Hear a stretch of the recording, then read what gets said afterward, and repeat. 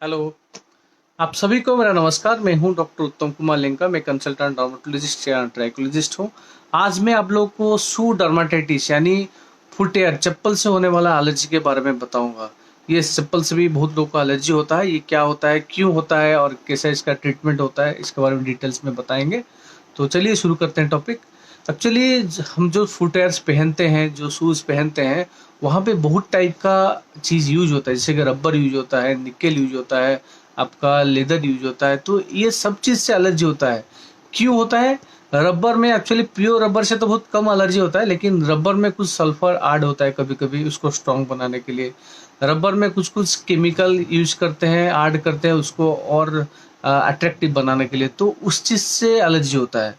और क्या होता है, लेदर का चप्पल यानी जो चमड़ा का चप्पल होता है, वहाँ पे पोटाशियम डाइक्रोमेट डाइक्रोमेट बोल के क्रोमेट बोल के केमिकल यूज होता है उसको स्ट्रॉन्ग बनाने के लिए। तो उस क्रोमेट से एलर्जी होता है। जब क्रोमेट आपके पैर से पसीना निकलता है, पसीना के साथ कंबाइन करता है, तो वहाँ पे एलर्जी ज़्यादा होता है। और क्या होता है, कभी उन चप्पल में हुक्स लगता है तो वहाँ पे निकेल नाम के जो मेटल है यूज होता है। तो पहले भी हमने एक वीडियो बनाया है जो निकेल कॉन्टैक्ट डर्मेटाइटिस के बारे में बताया है। तो ये निकेल से भी आपका एलर्जी हो सकता है।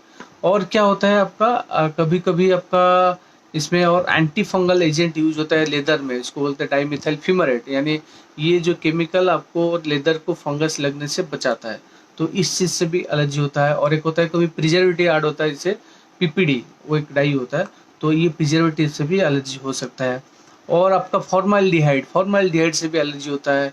तो ऐसे बहुत सारा केमिकल है जिससे आपको फुटवेयर से, चप्पल से एलर्जी हो सकता है। तो इसको डायग्नोसिस कैसे करते हैं?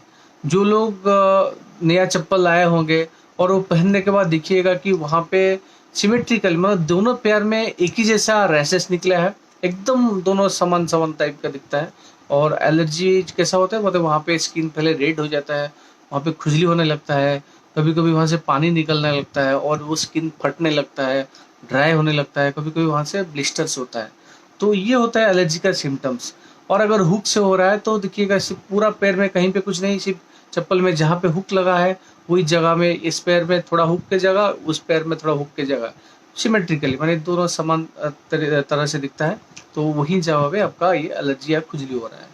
तो कभी कभी आपका सोल से भी होता है, मतलब चप्पल का जो सोल यूज होता है उससे भी आपका एलर्जी होता है। तो चप्पल में बहुत सारे से केमिकल यूज होता है जिसमें से आपको एलर्जी हो सकता है। तो ये जो डर्मेटोलॉजिस्ट है देखने के बाद इसको पता कर सकता है कि ये चप्पल से हुआ है कि नहीं, वो डाउट करता है।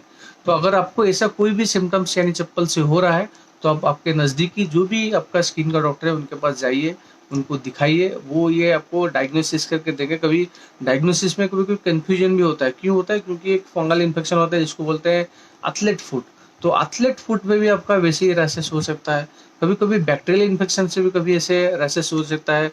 एक आपका होता है एक्टोपिक एक्जिमा। एक्टोपिक एक्जिमा भी आपका दोनों पैर में एक ही जैसा एलर्जी हो सकता है। एक होता है आपका पोम्फोलिक्स। तो ये पोम्फोलिक्स में भी ऐसा एक्जिमा हो सकता है। सोरियासिस में भी हो सकता है, लाइकेन प्लानस में भी हो सकता है। तो ऐसे बोलने को बहुत सारा बीमारी है जो देखने में एक जैसा लगता है। ये इसीलिए स्किन के डॉक्टर पास जाना चाहिए। स्किन का डॉक्टर इसको देख के आपको डायग्नोसिस करके देगा। अगर कभी कंफ्यूजन होता है तो एक पैच टेस्टिंग करता है। पैच टेस्टिंग में कौन सा केमिकल से आपका एलर्जी होता है उससे वो कंफर्म हो जाता है। तो आपको वहाँ पे डॉक्टर बताएगा कि ये चीज़ को आपको अवॉइड करना है। तो ये हो गया आपका डायग्नोसिस, आपका क्लिनिकल सिम्टम्स यानी क्या क्या होता है। और इसके बाद ट्रीटमेंट में क्या करना है, ट्रीटमेंट में कितना एक्सटेंसिव है, मतलब पैर कितना इन्वॉल्व हुआ है, कितना सीरियस है, वो देख के आपको आपका डॉक्टर आपको स्टीरॉयड क्रीम देगा लगाने के लिए। इधर हो सकता है हाई पोटेंट यानी सुपर पोटेंट भी हो सकता है। तो लो पोटेंट आपका पोटेंसी के हिसाब से, आपका सीवियरिटी के हिसाब से आपको पोटेंसी चूज किया जाता है। कभी कभी अगर बहुत एक्सटेंसिव होता है खाने के लिए भी आपको स्टेरॉइड दे सकते हैं। वो शॉर्ट कोर्स यानी 5-7 दिन या 10 दिन के लिए दे सकते हैं, उससे ज़्यादा कुछ प्रॉब्लम नहीं होता है, इससे परेशान होने वाला कोई बात नहीं है। और आपका अगर खुजली होता है तो खुजली कम करने के लिए आपका एंटी हिस्टामिनिक जैसे लिवोसेट्रिजिन, सेट्रिजिन, फेक्सोफेनाडिन ये भी दिया जाता है। और कभी अगर सेकेंडरी इन्फेक्शन हुआ है यानी वो एलर्जी होते होते खुजली करते करते वहाँ पे स्किन निकल गया है, घाव हो गया है और वहाँ पे कुछ बैक्टीरिया इन्फेक्शन हो गया है, वहाँ पे पस हो गया है, तो पस कम करने के लिए यानी पिप कम करने के लिए वहाँ पे आपको हो सकता है पोटाशियम पोटाशियम परमानेंट से वॉश करने के लिए देते हैं जिससे कि आपको इन्फेक्शन कम हो। कभी कभी एंटीबायोटिक खाने के लिए दिया जाता है। और एंटीबायोटिक क्रीम भी दिया जाता है कभी लगाने के लिए, अगर बहुत एक्सटेंसिव अगर लेट में आते हैं और तब। तो ये आपका ट्रीटमेंट पार्ट है।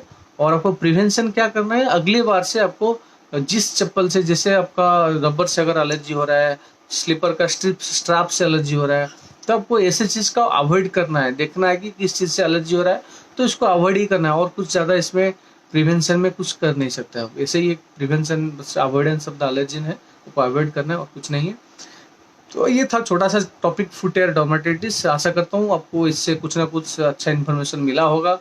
और अगर आपको ऐसा कोई प्रॉब्लम है तो आप बिल्कुल आपके स्किन के डॉक्टर को कांटेक्ट करिए। अगर आपका कोई भी दोस्त हो, जानकार हो, रिलेटिव है, किसको ऐसा प्रॉब्लम है तो इसको उसको भी इसके बारे में बताइए, ये वीडियो उसको शेयर करिए ताकि उनको भी थोड़ा बहुत बेनिफिट मिल सके। मैं ऐसे वीडियोस बनाता हूँ, आपका स्किन और हेयर को लेकर एजुकेशनल वीडियोस बहुत बनाता हूँ। अगर आपको ऐसे पसंद है तो मेरा यूट्यूब चैनल है डॉक्टर उत्तम कुमार लिंका स्किन एंड हेयर, इसको सब्सक्राइब करिए और बेल आइकन प्रेस करिए ताकि आपको सारे नोटिफिकेशन मिलता रहे। और थैंक यू। आप लोग सब सुस्त रहे, तंदुरुस्त रहे। नमस्कार।